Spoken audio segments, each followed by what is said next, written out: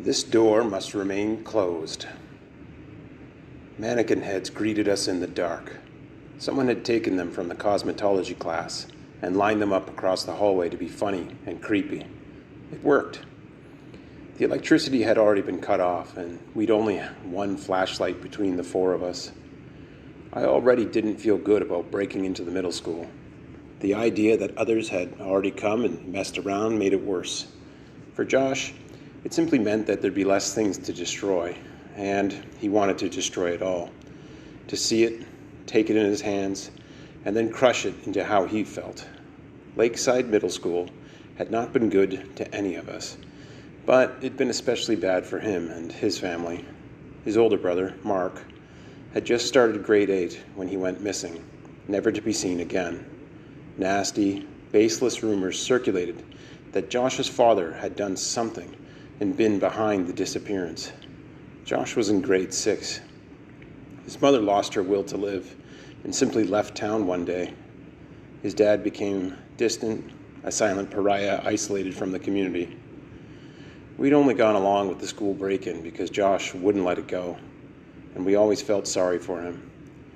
He looked crazy when he told us they were shutting down the school due to mold and asbestos. Too expensive to fix. Better to let the school die and the nearby forest swallow it, which it would in about 50 years. 50 years from when we busted in for the first time in 1963. He acted as if he'd been waiting for this news a long time. We were 16 and in high school. There were better ways to spend our nights. Nobody could say no to Josh for long, however. He and his pain were indistinguishable, a constant reminder he'd lost what we took for granted, a loving family.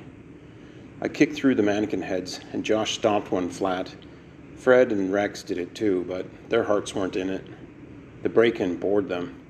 They weren't scared of getting in trouble like I was. I wanted to go home. "Let's go to Bolt's class," Fred said. "See if you left anything behind." He made the drinky-drinky gesture in the dark. Nobody laughed because Lakeview had never been a place of joy. Every locker and alcove past held memories of hidden assaults and attacks on our fragile self-esteem. Buried secrets we'd never shared. We thought it was our fault. A kid named Todd held a knife behind my ear in the bathroom while I peed, and I thought I'd done something to deserve it. "Yeah, a drink might help," Rex stated matter-of-factly. He itched his forearms.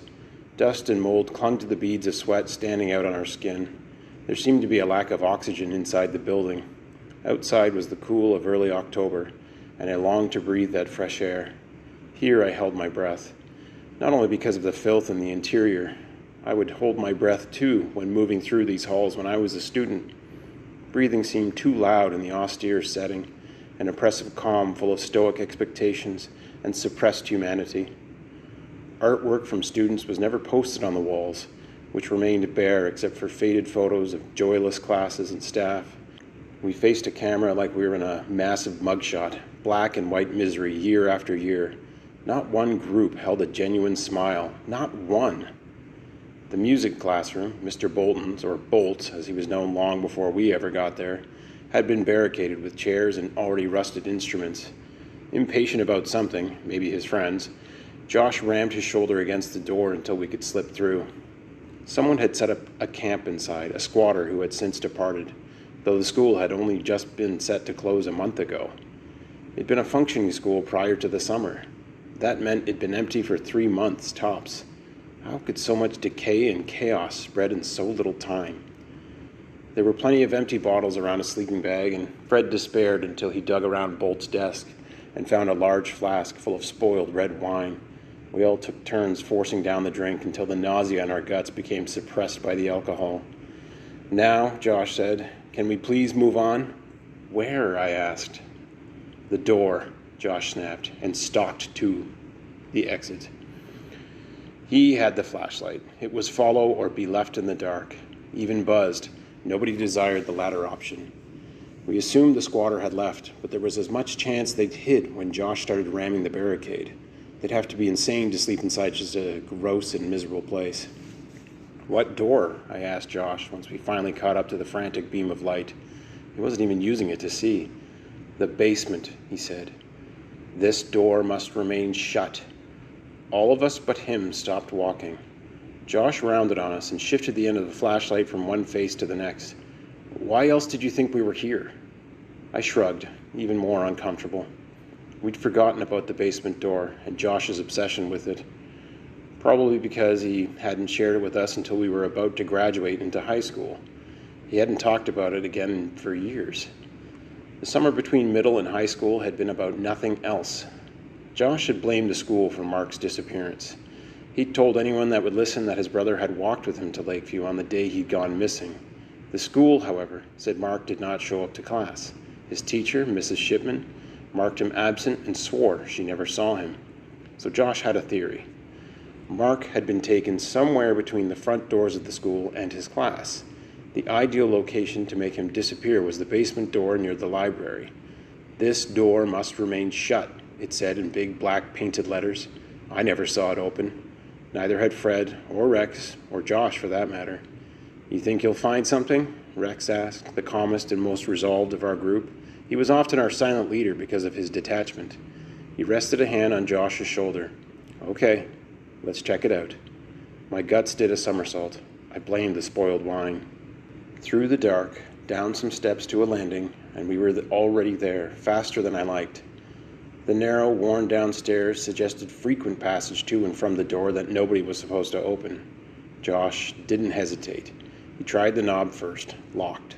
He handed me the flashlight, and I held the beam over the railing, a safe distance away and with two exit strategies, back the way we'd come or to the right, to another set of steps leading to the main floor and the front entrance of the school. He started kicking the side of the knob and became more furious when it didn't produce the desired result. Josh, we should go, I said. I didn't like all the noise he was making. It was a big school, and we'd seen maybe a third of it since breaking in. Plenty of spots for someone to be. The mannequin heads and the campsite said there were likely squatters around. And who knew if they were friendly? Maybe they were criminals. Psychopathic murderers hiding from eyes and eager to kill stupid kids who might reveal their location to police. The knob bent and hung by a single screw. Josh began to yell and curse as he attacked it with even greater rage. Josh, Rex said calmly, taking the first step down the stairwell.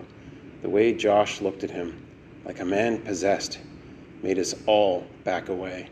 The light, goddammit, bring back the light, Josh roared at me. I was about to when voices from above, somewhere on the main floor, could be heard. I heard the doorknob fall and thunk against the rusted drain on the landing where Josh continued his siege of the basement. Someone's there, Josh, Fred said. Time to leave. The light, Josh commanded again. I've never heard someone yell so loud. It was pleading and promising together. He needed me. There would be consequences for disobedience. But then steps started shuffling down from the steps above. Josh, I called once more, shining the beam on him, just in time to see his shoulder breach the door into the perfect dark beyond. He squinted up at me. Come on, I said, and he said the same. Then we went our separate ways. He went into the basement, and the rest of us ran from whomever was coming down the steps to the window we'd broken to get inside. The light, I thought I heard him call again from afar. The three of us fled into the forest and turned off the flashlight and didn't dare to talk. We could see a police car outside the main entrance, and then, a few minutes later, the constables themselves were leaving the school. They didn't have Josh, so we figured he hid and would be out shortly. He was not. It was getting very late, and we worried what our parents might do. I have to get home, I said to Rex and Fred. They didn't say what I was thinking. We should go back in and find our friend. Instead, they became complicit, and we walked back to our neighborhood, each drifting away to our doors as we reached them. I was last. My parents were already asleep, and I went to my room and sat on the bed with the flashlight in my hands. Eventually, I nodded off with it in my lap, but not for long, because there came a pounding on the front door. Outside the window, I could see Josh's dad's car. My dad came into my room a moment later. Josh's dad is downstairs. Were you with Josh earlier? I came clean immediately about everything except the wine. We went downstairs, and my dad summarized that evening's events. Josh's dad listened without comment or reaction. He worked on Tour Hill as a custodian and was the same age as my dad, but he looked much older. He smoked a rolled cigarette and rubbed the back of his hand across his forehead. Losing a child is a horror that can't be explained in words. To also be accused without evidence of being the cause of that loss would break any parent. Can you show me where you went in? He asked quietly, almost like he was shy. I want to go look. It's a big school, and in the dark, it's a big school. He risked a glance at my dad, who had his arms crossed. I'll get my coat, my dad said reluctantly. He had work in a few hours too, and needed sleep. I felt responsible for Josh, and terrible that I could be culpable in his disappearance. If I hadn't run or gone with him, this poor man wouldn't be worried about losing yet another son. I'll go, Dad. You stay. I'll go, I said. He paused and hesitated and looked at the weary father. How could he refuse? My father never talked about what he thought had happened to Mark. Neither did he declare this man's innocence. I could see him wrestling with the decision. Dad, it's fine, I told him. We'll be right back. How could he refuse? And if he insisted on coming, it would only show what he really thought. Okay, he said finally. I got my coat and followed Josh's dad to the blue Chevy on the street. The gray leather seats were shiny, and the interior smelled like petrichor mixed with soap and cigarettes. A pile of butts filled the ashtray. It was the only unkempt spot I could see. Mind if I smoke? He asked, and lit up before I could say if I did or not, so I didn't answer. We drove the few blocks to Lakeside in silence, and I pointed out where we'd gone inside around the back. We got out of the car. Our footfalls crunched gravel and hissed through slick grass gone wild. When we came to the window, he stared at it and puffed away. Why'd you go in there? He asked as he exhaled another plume. I don't know, I lied. I didn't want to tell him it'd been Josh's idea. We were bored, I guess. He shook his head like he didn't believe me. You talk about the basement door again? He knew. Yes, I admitted. You wanted to go in there and see? Yeah. He crushed the unfinished butt under his heel and seemed to choose his next words carefully. Thing is, I think he's right. Oh? Yeah, it's the only thing that makes sense. I bet he found something. Maybe that's why he hasn't come out yet. Maybe he took it to the police already. Did the police ever look down there? He shook his head. They said they did, but I heard something different. Nobody seriously looked for Mark. In their minds, they already knew who did it. A subtle smile appeared on his face, barely visible in the moonlight. Sir, I said, uncertain. Call me Joel, he said. That didn't feel right, calling an adult by their first name, so I just went on with the question. Why do people think you had something to do with Mark's disappearance? Exhaustion and the awkwardness of the moment were behind my asking. I don't think I would have talked at all otherwise, but we were standing around when we should have been searching for Josh. A dumb mistake on my part, he said. The day Mark went missing, I went into work and began my shift like usual, only I wasn't supposed to be there that day. It was a Tuesday. I don't work Tuesdays, not unless it's the busy season. I went in, and when people figured Mark's gone, no one could find me because I'm busy cleaning the haunted house, and it's dark in there, even with the lights on. It's tough to clean the haunted house. It takes a long time. I get home a little late and find out about Mark and how everyone's been looking for me. Nobody believes I went to work by mistake. Nobody can recall seeing me that day on Tour Hill. Joel clucked his tongue as if he couldn't believe his bad luck. One little mistake. I only kept my job because my boss is old, and not too with it, if you know what I mean. He calls me Joe most of the time. His hands dug in the front pocket of his shirt for a silver cigarette case. Before he could light it, I got bold for once. We should go and find Josh. I indicated the broken window. Joel coughed, and his reply came when he was ready. I'll get a light from my trunk. He walked off and flicked open his lighter as he went. A moment later, he returned with a flashlight, a tool bag, and a lit cigarette. When I eyed the bag, slung over his shoulder, he explained, You said the basement door was locked, and Josh broke it down? What if there are other locks? That made sense, but sense and truth are two different animals. I couldn't blame bad wine for my growing unease. Nevertheless, we climbed through the window, and the vandalized mannequin heads were there to greet us.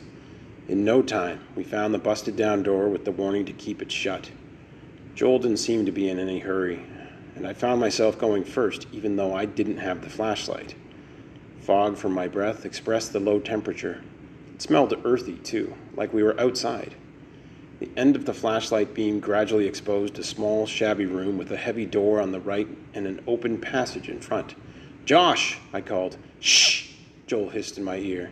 He was too close, and his nicotine mouth clotted my nostrils.